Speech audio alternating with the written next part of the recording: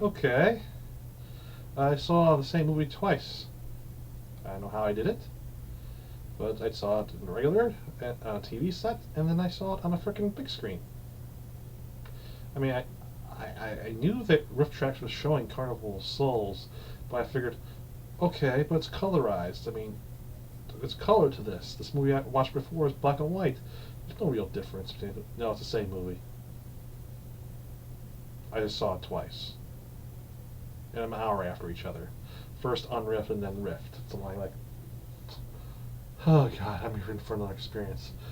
And well, this time it was more enjoyable hearing them say the same things I was thinking about when I was watching the movie.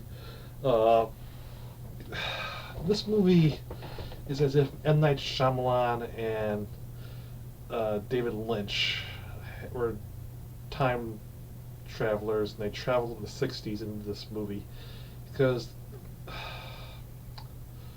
Okay, I can't say that because this is pretty much the movie that probably started their careers, probably, because it pretty much feels like something like they would do.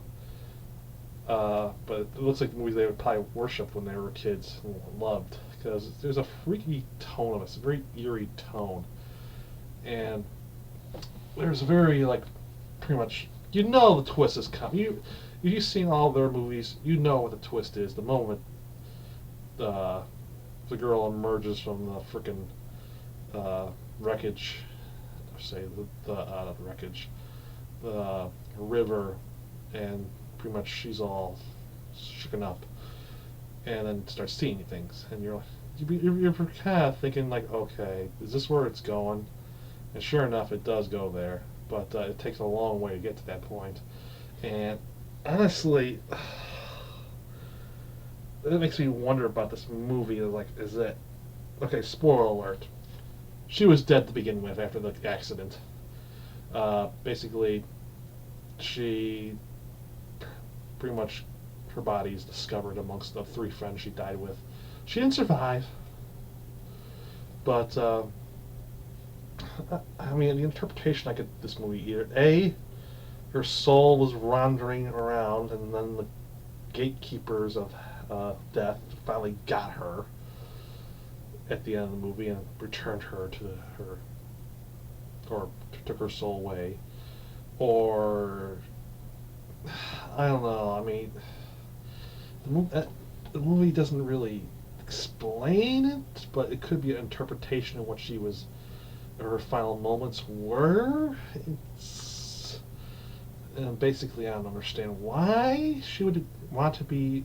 Her final moments envisioning her going to the church and being an organist and having a creepy dude want to hit on her. I don't understand that. Uh, it's I guess up to interpretation. My interpretation more would be up toward the first one because I mean this is like a classic ghost story to me. I don't know what it reminds me of. Like you have the old story of which you probably heard in every town where basically this woman uh, asks for a ride and all of a sudden she's cold or shivering. You offer her a coat and then basically she you stop at the place she wants you to stop. She runs away and then she disappears right near a cemetery. And then so the next day you find that coat right on her tombstone. But this really doesn't have that thing on it. But it's creepy. I'll give it that. I mean, there's some creepy visuals in there. I mean, the dead people in this, or the souls that are trying to get her, are really. I mean, the black and white version it looks creepy, but in the freaking color version, it looks like the freaking Joker almost. I mean, it has the freaking same red lips too. I wonder if that was a homage to The Dark Knight.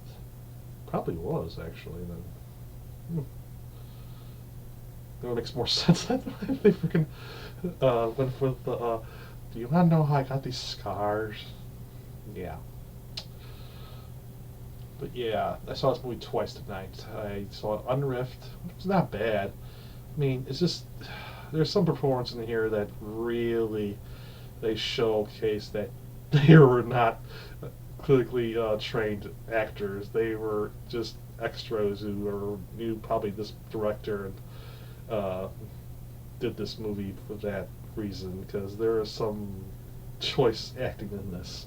But the lead actress in this is really good. I mean, she really sells this journey of madness she's going through, and the look on her face a couple times just sells it completely, and you do get unnerved a little bit when, especially, I don't know, I would say, let's see, it'll be more unnerving. The scene her, and she's in the house, and she thinks it's pretty much the guys coming upstairs, or no, not say the mechanic place, when, you know, the end of the movie where she's up in her car, all high, and she hears the walking, and basically just the creepy sound of the guy, whoever it is, the mechanic or the ghost, we don't know really who, I assume it's the ghost, and basically he just turns the knob. It's like freaking creepy as fuck, but it's good, it works. Because you just don't know, okay, where is he coming? Is he going to show up behind her? Is he show up in front of her? Is he going to open the door and shove her out of the car? What's going to happen? The one, like, scares, there's so much telegraphed. Well, it's like, you can see it coming a mile away. Even the riff tracks, you want to make a fun, like, and it's the dude. Just turn around. We know it's you. Turn around. We're waiting. Turn around. You're not turning around. Oh, God, they're going to go for this joke.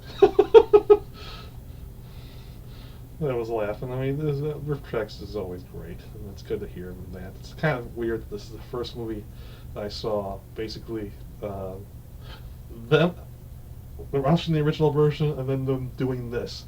It's like Fate lined this completely up for this. Like, I don't know how they did the Fate intervene into this, but it's hilarious that Fate gave me this, and I didn't realize it till then. I mean, I was like, until I was in the theater, like, holy crap. I've seen the regular version, I've seen the riff tracks on the same day. How the hell did this happen? I mean, I honestly thought this was going to be a different version I saw in riff tracks. But I should have realized that the moment I saw when the clip, they showed the clip, the previous version, what was that? Was it, not the Mystery Science Theater 3000 reunion, it was, what was that movie they had? Oh, Mothra! Mothra was they showed the clip of this, and I was like, I remember, I just didn't think about it until I first saw the movie. I just sat down in the theater like, maybe this is a remake. It's gotta be a remake. They gotta be riffing a remake of this. It can't be the same movie. Sure enough, it was. Oh, that's funny. That's really funny. Oh, God.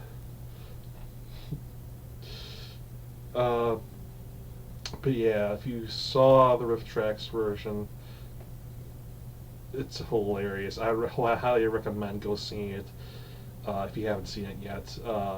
There is so much quips in this. Oh, God, it made I lost it when they were like mentioning again that scene where the guy was behind the chair. You know it's him, and they're like, "We know it's you. Just turn, flip." Or with the creepy roommate who was also in the thing. Like, they really played it perfectly. Oh, God. But yeah, this was a fun movie. It's a very visualistic movie. I think the visuals and the music, the organ music, really set the thing. And the even more hilarious thing was that the Say No, the hand director did this. Because I remember when my friend recommended this movie, he's like, this dude did all these safety videos, and this is the one film he did. It's an indie film. You'll love this. And I'm like, okay. I never looked up the safety films he did. And then tonight when I saw the riff tracks, like, oh yeah, he did Say No to Danger. And then I couldn't help but just hear that goddamn theme in my head. It's like, dun dun dun, say no to danger. Every single thing, I'm like, this is the guy who did that. It totally makes sense now. Because it was like a horror film, almost. I mean, the gore in that, now it makes completely freaking sense now that that guy did this movie, because that short looked like a freaking horror film, and the guy made a horror film. It was a good horror film, a very creepy horror film. But just that it just lags sometimes, and you're like, oh, show up already, you damn zombies or souls, wherever the hell you are, show up. And they do, but yeah, well, God, they creepy as fuck. Yeah, this is a really creepy movie. It really works. I mean, the souls themselves are really wow. But again, it's a very stylistic movie. I mean, it's a very interesting movie by the performance and the thing, but it's just that it takes. There's some really choice performances in this movie, though. Oh boy, yeah. If you see this movie, it's if you look good enough, you'll find it, and you'll see some of these things I'm talking about, and you'll be like, oh my god, this guy is so not a trained actor, or this girl is so not a trained actress. But oh god, it works. The creepiness. I still just don't understand why all this freaking religious stuff, though, in Utah of all places. I mean, especially the organ, like that's that music is blasphemous. Like it's freaking organ music. How is that blasphemous? She's not playing Freebird or Stairway to Heaven.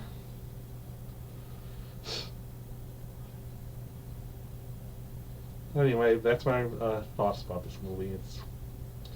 It was interesting to find out that I saw a movie twice in the same night, the same goddamn movie, not even knowing it. But anyway, that's my review. So again, if you want to see the Riff Tracks version of this movie, it's replaying again on Halloween of all times. Well, it's a perfect time for that. So yeah, highly recommend seeing that Riff Track version of it. The guys just nail out of the park. And if you want to see it just unriffed, it's out there. Just type in the thing, you'll find it, and you won't be disappointed. Well, if you do, you'll be disappointed that this took too long. Maybe you thought it'd be a shorter version of this, given that you know the twist is coming, and you're like, okay, just reveal it already. Just reveal it. Oh god, they're still going with this. Oh god, oh god, oh god. But anyway, that's my review of this movie. Doodles.